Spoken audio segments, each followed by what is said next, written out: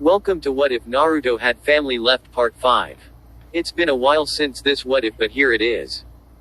Link in description. Hope you enjoy the fanfic, and if you did, please like and subscribe. Spirals Hidden in the Leaves by Mr. Spinner.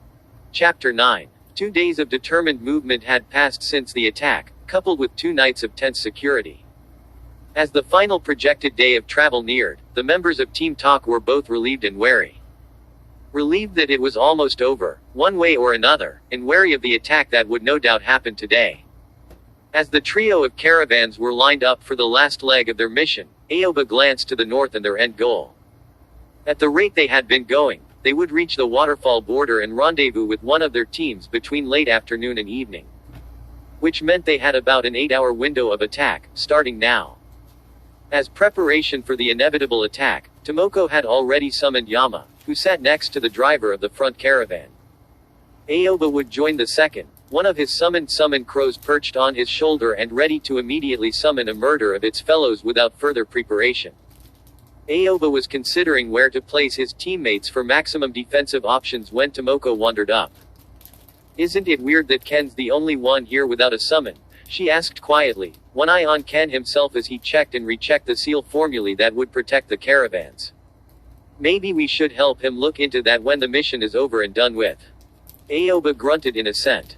Both of them were very much aware of how formidable a summons could be, both in and out of combat. The sound of surprised yelling caught their attention, and they turned to find the walls of the caravan smoking as the seal matrices glowed white.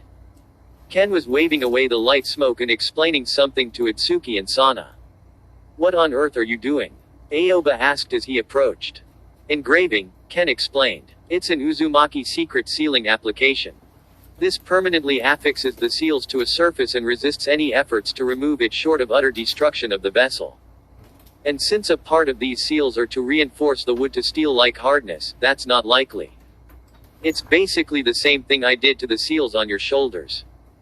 Aoba and Tomoko glanced at each other as they considered the implications of such a thing, and independently wondered if there was anything this lost clan could do with seals. "Are you saying you've made our caravans impregnable?" Itsuki asked with wide eyes. "For all intents and purposes, yes. At least for today and maybe a few more days after. The seals still require chakra to function, and a lot of it. I've been adding to their reserves every night since we started, so they should be able to resist anything that comes at them today. But without ninja to replenish them, they'll just be decorative when the stored chakra runs out." "Could we pay another shinobi from our village to replenish them?" Sana asked. Ken grimaced. "In theory. But it would take a lot of chakra to keep them going through any number of ambushes, and a mission like that would not be cheap." He turned to them with a fierce look in his eyes. "And remember what we agreed upon before I applied these." Ken had made a secondary agreement with the Aokas before he'd placed these seals. In return for utilizing secret clan techniques, they were to never speak of it to anyone else, much less allow anyone to try and study it. No sealing formula was beyond reverse engineering, and he would be damned if anyone got their hands on his family's secrets because of these two. He'd made that abundantly clear to them, with implied threats that had chilled their bones. Not his proudest moment, but it worked. "We understand," Sana said. "Then I suggest we get moving," Aoba intervened. "Or burning daylight as it is." "An excellent suggestion, Mr. Yamashiro," Itsuki agreed. He clapped for attention and gave the order to get moving. Within 10 minutes, they were eating up the miles toward the border. And through it all, Aoba resisted the urge to fidget. His intuition was screaming at him that they were being watched. Today was the day they would have to truly fight. Naruto shouted a wordless battle cry as he hammered away at a training dummy Ken had made for him, one of 3. This, the first, was basically a post with a cushion of straw around it for practicing his katas. Normally Ken or one of his shadow clones would be here to correct any problems with his forms, but for now he was instructed to practice what he knew. The second in line was similar to the first, but was etched with seals that made it sway randomly, simulating a dodging opponent. This forced Naruto to actively compensate and hone his aggressive reflexes. The third in line was equipped with arms and seals that made them swing at him as he practiced on it. He was meant to block these attacks even as he attacked it, thus honing his defensive reactions. The best part was that when he finished, when he had dealt enough damage to any of them, the stylized head of the dummy would turn red and explode off, remaining attached with a spring. That always made him laugh and further motivated him to do well. As Naruto continued his physical training, Iruka kept a close eye on him while also writing out his lesson plans for the coming week. It was Saturday, which meant no class. And that in turn meant he could get an idea of Naruto's extracurricular training firsthand. He was impressed with the notes Ken had left behind and was sure to keep to them as much as possible. After calling an end to Naruto's katas, he motioned for him to begin his daily meditation. Naruto pouted, but didn't complain as he dropped into a folded leg sitting position and held one fist in the other hand, breathing loudly as he tried to lose himself in the void of mindless mindfulness. Iruka joined him, but first cast his gaze northward. He loved spending time with Naruto, really. But he genuinely hoped that the elder Uzumaki would return home soon. For Naruto's sake, if nothing else. Less than an hour from their destination, it started with the trees. With the eerie creak of straining wood, the trees on either side of the road began to tilt forward to crush them. As the only one with a grasp of earth release, Ken formed the snake seal and slammed his hands to the ground, erecting two long walls along the sides of the road to catch the trees. As the walls rose and caught them, a blast of wind release sheared through the branches sticking over the walls and sent hundreds of pounds of wood flying down upon them. Tomoko reacted quickly with a fire dragon flame bullet, the twisting construct of condensed flames charring the branches to cinders, while Aoba cleared the other side with a simpler fire dragon bullet. Circle the caravans, Aoba shouted. The drivers were already in motion to do so, abandoning their seats as soon as they could to dart inside. With a hand sign, Ken activated the protective seals and unsealed his black wakizashi, while Tomoko and Aoba revealed their own weapons. Tomoko, Aoba prompted. The Chunin focused on molding sensory chakra and searching out for their opponents. 3 signatures, she reported, all separated and converging, along with a few dozen weaker signatures. Probably clones of some kind, Aoba noted. And as if on cue, the tops of the earthen walls were filled with copies of 3 different base figures. The figures all paused in various states of crouching on the walls, simply staring at them. I know they're trying to creep us out, but you gotta respect the flair for drama, Tomoko smirked. A few moments later, the crowd of clones leapt and descended upon them. As they descended, Tomoko laughed, actually laughed, as she flicked her wrist to catch her naginata at the base of its shaft. Flowing fire chakra down the chakra conductive wires threaded down the length of the shaft to sheathe the blade in crimson flames. With the extra reach of the entire spear, she spun her weapon over the heads of her teammates to slice a total of 7 clones out of the air, leaving them to dissolve into mud or water. Aoba took out a handful of kunai and shuriken, imbuing them with fire chakra as well, and flung them into the throng to dissolve nearly half of the remainders. Ken flowed lightning chakra down his wakizashi, the black coloration fading to standard gray metal, and darted into the remainders. A series of quick slashes disrupting the water release constructs or utterly destroying the earth release clones. Cutting off the lightning flow returned the blade to its characteristic black color. Incoming, Tomoko warned, her tone failing to hide her growing excitement.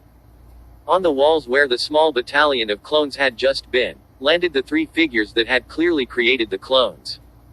All 3 wore sky blue bandanas with the tsunami emblem and international standard issue Chunin flak jackets. The 2 men on one side had their faces covered by hanging cloth and a ceramic half mask respectively, while the other, a woman, had gray-blue skin and her long hair in a braid. Oh boy, Aoba commented, looking at the woman. That's Oda of Kurigakure. She barely failed their Jonin qualification before defecting a few years back. I see the Leaf keeps their bingo books up to date, Oda said, unsheathing a nagamaki, a long sword with a handle as long as the blade. I also know of you, Aoba of the Yamashiro clan. It is a true shame your death will leave your fledgling clan with no chance at fame. With that, she leapt and swung downward to engage Aoba. That was apparently the signal to her subordinates. The one with the cloth covering his face leapt at Tomoko with a pair of kama sickles, while the half-masked one charged Ken with a long-bladed kunai. On Aoba's end, he was having trouble with Oba after she conjured 3 more water clones. Even with dual kunai blazing with fire chakra and his crow summon distracting one of them, he could only be facing one way at a time. And for every clone here the crows vanquished, another one rose up to take its place. Not to mention the water clones took little damage from his attacks, their composition counteracting his affinity element. He really needed to look into learning a second element, maybe water, if he survived this. As he continued to fight, mostly deflecting slashes from Oda's Nagamaki, he thought furiously to come up with a counter-strategy. If he could figure out which one was the original, he could use his stone needles technique to paralyze her and at least get her out of the fight. As he was thinking this, one of the clones exploded into water droplets, revealing Yama with his kanabo and a satisfied smirk. "You seem to need some help, Aoba," he commented, swinging to dispel the last clone. "That would be appreciated," he replied, readying his weapons with newfound vigor. "Come get some," he shouted, charging with Yama. Not far from them, Tomoko was having the time of her life against her opponent. His fighting style was wild and unpredictable to fit his weapon, and his skills were on par with her own, which just made it better for her. The opponent, on the other hand, was getting more and more frustrated with the reach of her weapon. Though he had two-hand scythes, he couldn't get close to use their devastating cutting power. Not to mention the wicked flames that would flare up around her blade when she attacked. "I never understood the appeal of Kama as weapons," Tomoko snarked, trying to rile him up. "They have such a weird range unless you're going for hooking maneuvers." "Let me show you, you bitch," the enemy nin shouted, flowing lightning chakra into the blades.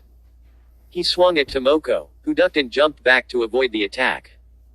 Though its cutting power was inferior to wind release, lightning release still amplified a blade's cutting edge to nasty levels through intense vibrations. "Bring it, Sparky," Tomoko challenged, swinging her naginata from the end of the shaft again. The enemy swung both of his kama together in a two-handed blow to intercept and shear through the naginata, intent on having his lightning-infused sickles destroy the blade of her spear.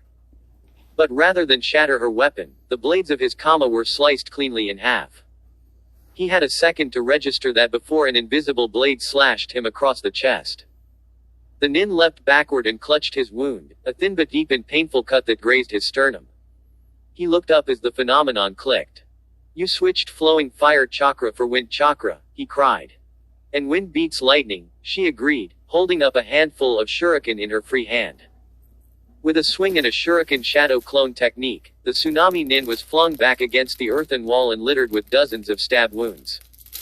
He shouted in pain, but the sound was cut short by a swing from a slash from Tomoko that parted his head from his body, leaving him to crumple to the ground. On the other end of the caravan circle, Ken was engaging the half-masked nin. "You think you can beat me, you moron," the nin cried. "You couldn't even fight against those weaklings we sent first. I saw you withdraw and leave the fighting to your friends, and those idiots were bottom rung." He reared back and stabbed forward, only for Ken to step out of the way and grab his wrist, using his momentum and his grip as a fulcrum to spin him and smash his head into the wall. "I'm really glad you guys made me raise this," Ken commented. He pulled the nin's head out of the wall and tossed him away. "You bastard," the nin shouted. "I'll kill you. I'll." His rant was cut off by seal marks spreading from his wrist and across his body. He collapsed with hardly the ability to breathe. "That's a paralysis seal," Ken explained. "One that feeds on your chakra to stay active. You'd better hope we wrap this up quickly, or you'll be dead. And struggling will only make it worse." Before Ken could savor his victory, a massive explosion shook the battleground, hurling everyone asunder. The members of Team Talk each dragged themselves up, their ears ringing and everything sore. And out of the smoke surrounding the caravan stood 3 different Odas, each one holding a member of the Aoki family by the hair and a kunai to their neck. "Drop your weapons, or your clients die," the middle one said, her voice deadly calm. The members of the team glanced at each other in silent communication before reluctantly doing as she said. Aoba released his crows and Tomoko nodded to Yama, who vanished in a puff of smoke. A 4th Oda, obviously the real one, strode from behind them and punched Aoba square in the face before huffing and joining her clones. "All of you put your hands behind your head," she commanded. As they did so, all 3 leaf ninjas were furiously trying to either figure out their next move, determine how she had gotten past the defensive seals on the caravan, or both. Aoba realized that she must have conjured these clones before the battle began and then engaged him with more, allowing these clones to sneak past him in the heat of battle. Now then, I'm sure you're wondering why I'm here, she commented with a sadistic smirk. Tomoko grit her teeth next to her teammates, realizing that Oda had no need to reveal herself to them. She just wanted to flaunt her superior position. No doubt the complex of a missing nin, having to prove yourself to any and all enemies.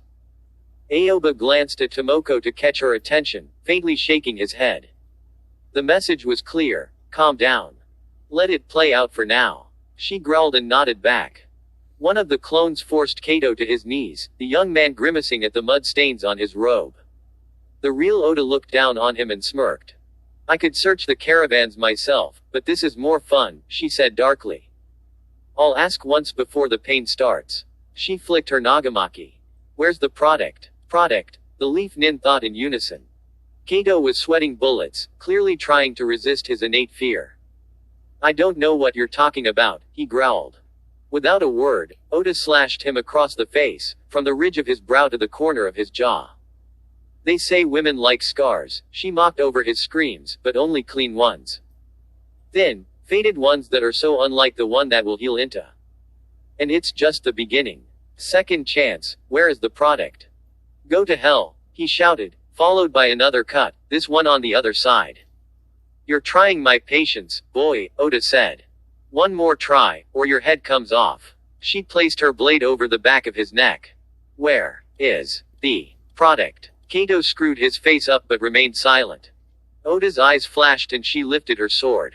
She took a deep breath and swung, my trunk. Kato shouted, and her blade stopped a hair's width from his neck.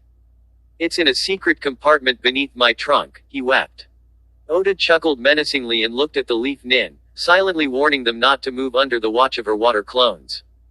She entered the family caravan, the one she had broken open to get to them. There was a loud scraping noise and a louder laugh before she returned with a clump of white fibers between her fingers. Now you know not to mess with our boss, boy, she said cruelly. She looked up at the team. And you three are poor excuses for ninja. Think so? Ken asked rhetorically. Oda's eyes narrowed at the words, before something burst from the ground and wrapped around each of the water clones holding the family hostage and tried to wrap around her. The real deal was able to avoid it, but the clones were too busy and were trapped. Oda went pale as a sheet at the sight before her. 3 shining, gold-tinted chains as thick as her wrist had wrapped around their arms to keep them from harming the clients, followed by wrapping their bodies. After a few moments, when most of their bodies were covered, the clones dissolved as their connection to their creator was severed. Oda started trembling. That can't be. Her thoughts were cut off by her instincts screaming at her to jump, leaving Tomoko's thrown naginata to barely miss her.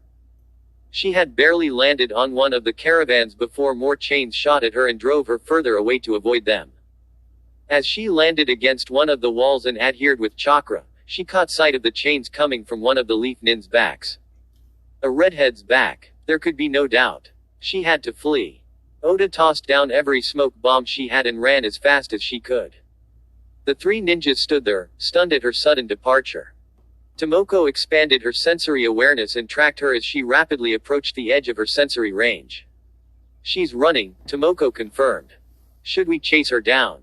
Tomoko asked, clearly hoping for a yes. No, Aoba replied, rubbing his jaw. She was spooked by something. I don't think she'll be coming back. He glanced at Ken. Your transformation broke, by the way, he noted, trying to keep his tone light. Ken's eyes widened and he peeled off the false bandage to reveal a disjointed seal matrix. It must have happened during that explosion, but that made no sense. The only thing like that could cancel his seal was. Ken shoved that thought aside and crumpled up the bandage before tossing it to Tomoko. Burn it, he said shortly, years of keeping his identity a secret rising up and threatening to swallow him in irrational panic. He fell to his knees and tried to meditate, to hold back the tide of negativity. The Aokas could only tremble in shock as all of this transpired, at least until Tomoko approached and knelt with them, talking with them to try and ease them out of the shock they were in.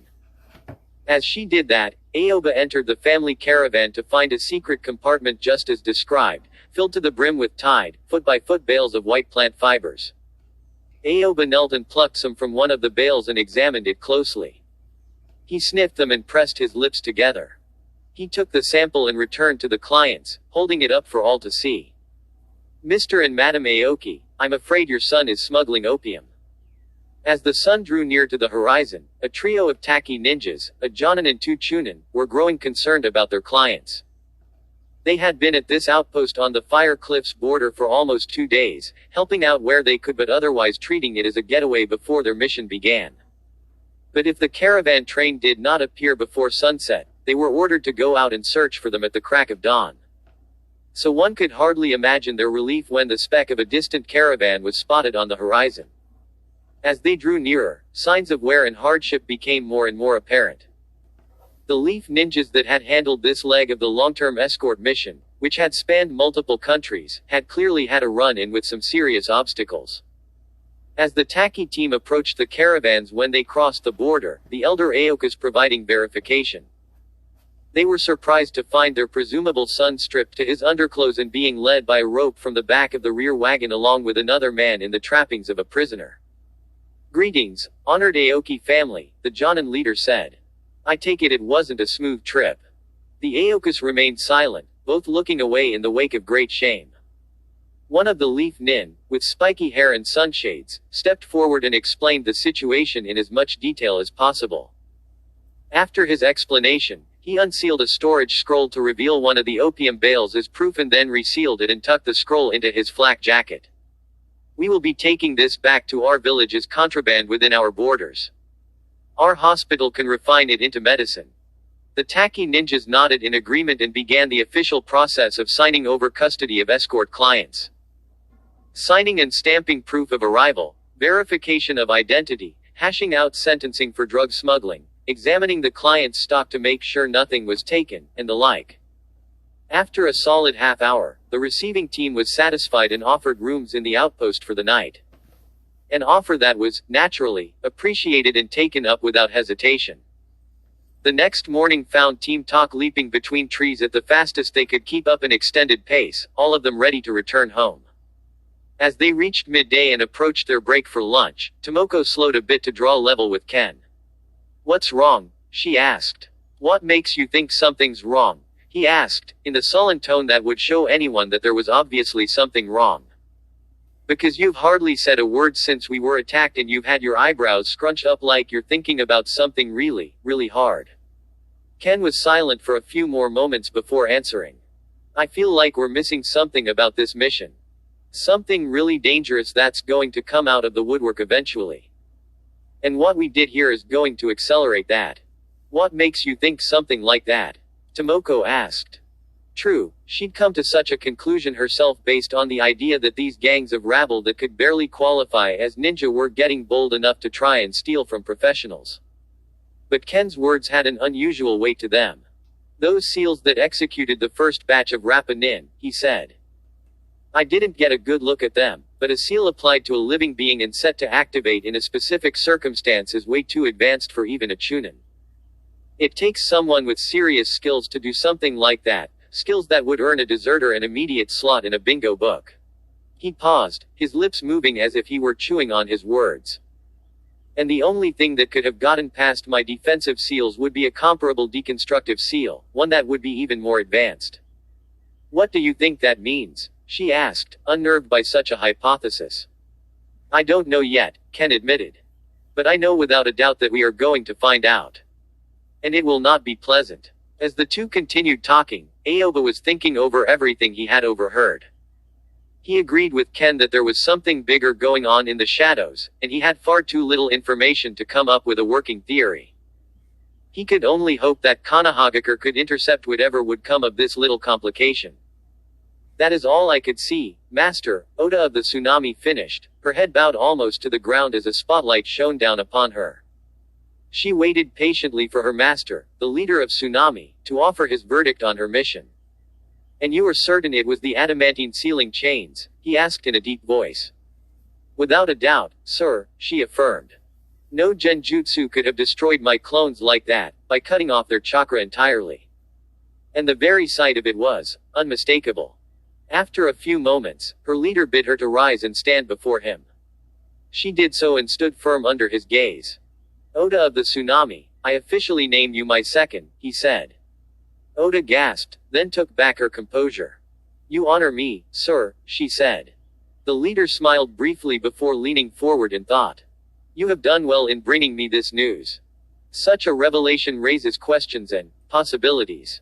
And risks? Oda asked. Oh, without a doubt. But no opportunity worth taking is void of risk. He paused for a few moments before tossing her a new bandana with golden trim, a symbol of her position within the gang. For now, we operate as we have. You are dismissed. Oda bowed again, from the waist, and left. As the door clicked shut, the leader stood and walked to the single circular window of his penthouse, looking down over the small town that was his territory. He considered the information he had like the layout of a chessboard, carefully considering possible moves and counters. After some time of this, he decided to leave it be. He would wait, for now, and see how the game would unfold until it brought this prospect to him. And it would soon enough. After all, he knew better than anyone the determination and curiosity of the Uzumaki. Spirals hidden in the leaves by Mr. Spinner. Chapter 10. After submitting their mission report and the scroll of contraband to the Hokage and receiving their payment, Lord Hiruzen was gracious enough to grant the group a few days off to recuperate after such an escalation in their mission. To Aoba's delight, they were told that their work during this mission would elevate them to entirely C-ranked missions until Ken could get a promotion. And most of them would be local due to Ken's custody of Naruto. Naruto, rather predictably, had been overjoyed at Ken's return and begged to hear the mission details. Ken had barely been able to avoid telling under the admittedly flimsy and not entirely truthful justification that it was classified mission information. He'd compensated Iruka for any expenses and gave his thanks again, which the instructor accepted gracefully. Team Talk decided to take their first day off completely off, doing whatever they did to relax and joining up for training the next day. Ken had taken this day, naturally, to get back into Naruto's training. He'd smiled with genuine pride during their hand-to-hand spar at how well the kid was coming along. Granted, he wasn't yet much better than any second-year academy student, but he was learning quickly. The next day, when Naruto was back in the academy, Ken met up with the rest of the team for training, this time with a twist. Aoba had Ken make a number of shadow clones for him to spar with, wanting to acclimate himself to fighting multiple opponents alone after his experience on the escort mission. That left Ken to spar with Tomoko, a fact that she was happy to use to her advantage. Random question, she said while blocking one of his katas, but do you actually know anyone in the village? Ken's stance faltered at the suddenness of the inquiry and he took a bruising shot to the chest. He looked up as he rubbed the point of contact and tried to get himself back into a fighting mindset. What brought that up? I'm guessing that's a no, then, Tomoko teased. It's not a no, Ken shot back. I know you and Aoba. I know Iruka from the academy. I know. He struggled for a bit to come up with another name. The Lord Hokage. Tomoko laughed at that. Uncle doesn't count, he's your commanding officer. Heck, he's my family and I barely know the man personally. Oh sure, I love him as part of the family and he's always supporting the clan and its members. He makes it a point to help each and every one of us find a skill we excel at and train us in it, but he's not exactly a close relative. Ken sighed as he lightly jumped over a sweep kick and blocked Tomoko's follow-up lunge. Fine, so I don't know anyone else yet. But come on, cut me some slack. I haven't even been in this village for a full month and I've got my hands full with missions and Naruto. Raising and training the next generation of my clan isn't easy, you know. Ken took advantage of Tomoko very slightly overextending and swept her into an armlock until she tapped out. Well, maybe you'd have more luck if you took some time to, I don't know, try and meet people, she pointed out. Ken scoffed and stretched a bit. Like I said, I'm too busy, he deflected. Besides, it's not like I've got a group of people lining up to meet a foreigner. Tomoko pursed her lips as she thought about that. Then she had an idea. Well, maybe you've got a point there. But you have me. Ken blinked at her words. What do you mean? I mean that we've been a team for as long as you've been here and we hardly know each other. Maybe it's time you took the chance to make an actual friend in the village. Ken's expression turned a bit bemused. Is this your way of asking to be friends? He asked. Yes, she grinned. Yes it is. Ken chuckled as he seriously thought it over. He'd never really had a friend before, what with moving every few months and having to keep his heritage a secret. In retrospect, maybe that was what made it so easy to slip into the role of single-minded caretaker that allowed him to avoid it. But Tomoko had a point. He was a part of a shinobi village now, which meant he couldn't just sequester himself away. It was time for a change. I suppose I could do worse for a first friend, he admitted. Oh, well thank you, Tomoko said with an eye roll. Your confidence is overwhelming. She glanced at the sky to gauge the time. And one of the best ways to nurture new friendships is a shared meal, so let's go. Ken stared at her. What? Aoba. We're taking a lunch break, we'll be back in an hour. Fine, but I need a new batch of clones before you go, he shouted back as he dispelled the last of Ken's doppelgangers. Ken shook his head and created a small army of staggered clones that should keep him busy for a while. What he didn't notice among the chain of smoke clouds was an extra made by Tomoko. She and her clone traded a nod and it ran off for parts only they could know. So, what are you in the mood for? She asked brightly. Ken bit back an instinctive reply of, ramen. While he loved the stuff, a clan-wide trait if his grandfather was to be believed, he knew it wasn't the best for you. And he was doubly aware that he'd probably exhaust his teammates over it eventually, so best to start off with something else. You know the village far better than I do, he pointed out. What would you recommend? Tomoko hid a triumphant smile and gestured for him to follow. Several minutes of walking led them to an open-air restaurant she claimed to enjoy. Before they could approach the hostess for a table, someone tapped her shoulder. Tomoko smiled at the sight of a familiar face, her cousin Kazan who had recently been promoted to Jonin. Hey, cuz. Tomoko greeted, hugging his neck. Thanks for doing this, she whispered into his ear. He patted the back of her head in reply and pulled away. So what's my secretly favorite cousin doing around these parts? Kazan asked. Having lunch with my new friend, she replied, gesturing at Ken. Kazan smiled and held out his hand. Kazan Sarutobi, he introduced himself. You must be the red-headed seal master Coco talks about. Ken's smile and introduction were a bit strained as he shook the hand. His genuine pleasure at meeting one of Tomoko's family warring with the suddenness of his appearance. You know, my group has a few open seats if you guys want to join us. The food here is great, but the wait can be a pain. I know, right? Tomoko said, a bit over the top. We'd love to join you guys, right Ken? Ken opened his mouth to answer, but she didn't wait for it. We'd love to. Lead the way. Kazan led them to a large table and gestured for them to take seats among about 12 other people that she apparently knew. Well, what a surprise to find so many friends here, Tilda, Tomoko said with a grin far too wide to be genuine. Everyone, this is my new teammate, Ken Uzumaki. Ken, this is. Ken could barely hear any of the names of people he was shaking hands with over the pounding in his ears. He felt his hands getting clammy and his underarms getting wet as his breathing grew quicker. Ah, Coco, is your new friend all right? Kazan whispered to her. Sure, why? She asked. Because he's running away, he answered, pointing to Ken's shrinking silhouette that could only be seen because of his vibrant hair. Tomoko was stunned for a few moments before she could reply. I think I made a mistake, she admitted. Ken was in a full-blown panic by the time he reached the closest thing he had to a haven in this village, his and Naruto's assigned house near the Sarutobi compound. He fumbled with the lock and only disengaged the protective seals through sheer habit before rushing through the door and slamming it shut. He bolted for the restroom, his clothes hitting the floor as he ran, and forced the water in the shower as hot as it would go before hopping in. Only when the searing water was cascading down his head and back did he feel himself slowly calming down, the panic attack passing. His breathing began to settle and the cold sweat was sluiced away by hot water, leaving his mind much clearer. His reddened skin became due to the heat rather than adrenaline and, finally, the trembling slowed down. Ken sighed as the last vestiges of the episode were washed like the sweat down the drain. And with a clearer head, he began to consider exactly how he had gotten into this mess. He didn't blame Tomoko for this, there was no way she could have known about his condition.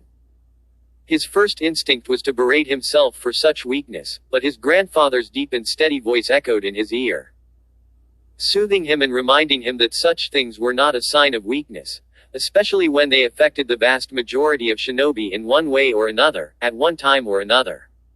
He'd just have to be more prepared next time. After what had to have been nearly an hour, Ken turned off the water and stepped out to dry himself off, wrapping a towel around his waist and tying his hair in a damp tail. He wiped the condensation off of the mirror and groaned at his bloodshot eyes that made him look like he'd been crying. And he probably had been at one point or another. He shook the thought off and prepared himself to redress, leaving the bathroom with thoughts of apology to his teammate in his head. Thoughts that were brought to a screeching halt by a very feminine voice in his home. Long shower type? Tomoko asked from the living room's armchair. Ken yelped and secured his towel with both hands, his face rapidly returning to the color of his hair. Oh, relax, she chuckled. My clan compound has its own onsen. I've seen guys in towels since I was, like, 4. Ken relaxed a bit, mentally scolding himself for not at least locking the door, but the blush remained to stain his cheeks. I'm going to get dressed, he deadpanned and made for his room. As he walked by, Tomoko made note of the huge ceiling array tattooed in the center of his upper back and shoulder blades, patterned in swirls of formulae surrounded by loops of chains. When Ken returned a few minutes later, he was dressed in his standard gray hooded shirt and russet cargo pants, the Uzumaki swirl proudly displayed on his left breast and back. He sat and started to lace up his boots. Sorry I skipped out on lunch, but I'll deal with it. Maybe send a shadow clone to fetch a quick bite. He finished up and began to stand, but Tomoko appeared in front of him and gently pressed him into the vacated armchair. What are you doing? Ken asked, even though he had a sneaking suspicion of what was coming next. No training until we talk about this, Tomoko said, confirming his suspicion. What's there to talk about? He asked with gritted teeth, hoping beyond hope that she would take the hint and just let it go. Well, we could start with why you ran off in the middle of lunch for an hour-long shower, she said sternly. Or we could discuss the fact that you left an important piece of medical information from your team when it could have come up to screw with a mission. Ken clenched his fist as he tried to keep his temper, a trait famed among his family and hair color, under control. Who said anything about medical information? He asked. I did, Tomoko said sharply, because what happened looked very much to me like a panic attack. She folded her arms. And panic attacks are a medical condition, one that can interfere with missions. It wouldn't have come to that, Ken said.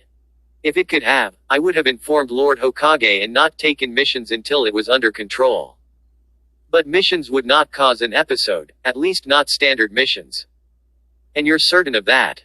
Tomoko shot back. And besides that point, it still would have been a good idea to tell us. When my cousin pointed out that you'd run away, I was scared to death. I only calmed down when I got here and realized you were okay. She padded to the couch and sat with her legs crossed. So, what's the problem? Deep down, Ken knew he was being an idiot. So, with much effort, he decided to just get this over with. I have a mild form of social anxiety disorder, he admitted. He let out a pent-up breath and dragged his hand down his face before continuing. I was raised entirely by my grandfather, who I might add was as paranoid as they come without being institutional. In Uzushio Anbu, he was known as Keenan the Prepper, because of his penchant for bringing everything he could think of on every mission. After the fall, grandfather was incredibly careful with who he interacted with. Always wondering who might either turn us over to the countries that invaded or try and take us themselves to experiment with our unique abilities. Not to mention he was an Uzushio seal master with a plethora of invaluable knowledge. As I grew up, he was clear on the fact that I had to be just as careful since I couldn't defend myself yet. He relaxed a bit as I grew up, but by then the damage had been done. I only realized it in hindsight, but all of the fear had made me terrified of meeting new people. Grandfather realized what he had done when I was 13 and did his best to help me get over most of it, but then he got sick, Ken finished silently. You said, most of it, Tomoko pointed out. What does that mean? I'm fine with meeting people in small groups and moving through small crowds, like in the village, Ken clarified. My entrance examination and meeting you guys was fine because there weren't too many people all at once. Plus I had to get through it to join the Shinobi Corps. Ken swallowed thickly, his pulse starting to kick up. But in really large, packed crowds, like at Tunzaka Town, or when I'm meeting lots of new people at once, Ken trailed off as the faintest vestiges of panic began to swell at the thought of earlier. A few deep breaths brought his calm back, but it still made him feel like less of a complete person. I'm sorry, Tomoko said faintly. Ken's eyes shot open and he looked up at her in surprise. You're sorry. Why? Tomoko groaned and held her face in her hands. My cousins and all those people weren't there by chance. I set that up hoping I could introduce you to people, just have you jump right into sociality. She dropped her hands and rubbed her upper arm with the Sarutobi crest on it. I guess it never occurred to me that it could go so wrong. Ken winced, guilt rising up. Well, you're not wrong there. But you're also right that I should have been more honest. I'll work on that from now on. But, well, almost 20 years of habit and mental blocks doesn't break overnight. Tomoko smiled. As long as you're open from now on, we'll handle the rest one step at a time. She stood up and tapped her finger against her chin. Though I'm not giving up on expanding your social circle. How'd you like to bring Naruto to the festival for his birthday? She started for the door. I'm sure he'd enjoy that. Ken shot up from his seat, his face pale as a sheet. Birthday. Wait, what festival? Tomoko glanced at him blankly before a bemused smile curled her lips. The festival that celebrates the defeat of the Nine Tails by the fourth Hokage. I have a feeling the kid's never gone, since people would just chase him off if he did. Her expression darkened a bit. Oh man, I wonder if he's ever had a decent birthday. Ken palmed his forehead at the last part. I completely forgot about that. What day is it now? The 8th, Tomoko cringed, trying in vain to salvage it into a smile. Sweet son of the sage. I only have one day to prepare. Ken lunged for a packet of ruined ceiling tags and began writing things down. Okay. I need a cake, presents, candles, streamers maybe, presents, wait I said that already. Ken. Tomoko slapped him in the back of the head, drawing a flash of reflexive anger. Sorry, but you need to calm down. Calm down, he cried. My little cousin's first birthday with family is about to be ruined and you want me to. Calm down, Tomoko roared. Ken shut his mouth, mostly in surprise at hearing her raise her voice, and also a little bit of intimidation. Look, I doubt you need most of that stuff. I'm sure Naruto will be fine with a small celebration, a cake, and presents. I know a good baker who caters for parties for ninja kids, he'll be able to whip up a good cake. But that still leaves the presents, Ken noted morosely, looking down at his paltry party list. I can help with that, she said brightly. Like I said before, I have a younger brother. And I have an idea about what your cousin would like. Aoba panted heavily as the last of Ken's shadow clones backed off. As per his request, they had been fighting very defensively to help keep them longer. Impressively, all of them had been preserved as they took turns and avoided any excessive damage that would have dispelled them. I think that's enough, Aoba said, bowing at the waist to them. And for the original, I give my thanks. Are you always this formal? One clone asked, drawing chuckles and snickers from the rest. Well, forgive me for trying something out, Aoba smirked. With a wave of shrugs that made the group seem a little psychedelic, they all dispersed at once. Aoba rolled his eyes behind his shades and turned to address his teammates, only to find them all gone. He glanced at the sun to find it well over an hour since they'd gone to lunch, the thought of which made his stomach growl. Okay then, I guess training's over for today, he said dully. Thanks for doing this, Tomoko, Ken said, a few packages in his hands as the duo walked down one of Konoha's streets. Like I said, it's no problem. Besides, it's what friends are for, right? She asked. Ken couldn't help but smile at that. What friends are? Ken's eyes suddenly rolled up into his head and he collapsed in the middle of the street. Tomoko gasped and rolled him over onto his back. Ken, hello. Thinking quickly, she slapped him across the face. She hadn't really expected a response, but the pain brought him up into a sitting position, his eyes wild. Where am I? He shouted. Then his eyebrows furrowed and he brought a hand to his cheek. And why does my face hurt? You collapsed in the middle of the street, Tomoko explained, loudly, hauling him up to his feet. Is this another little condition you neglected to mention? Ken rubbed his head as he sorted through the barrage of memories from his clones.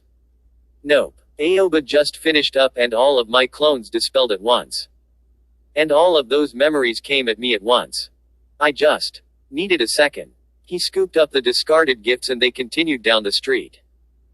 As they continued their walk back to his house, and then back to the Sarutobi compound for Tomoko, Ken still couldn't shake the idea of a birthday party for Naruto.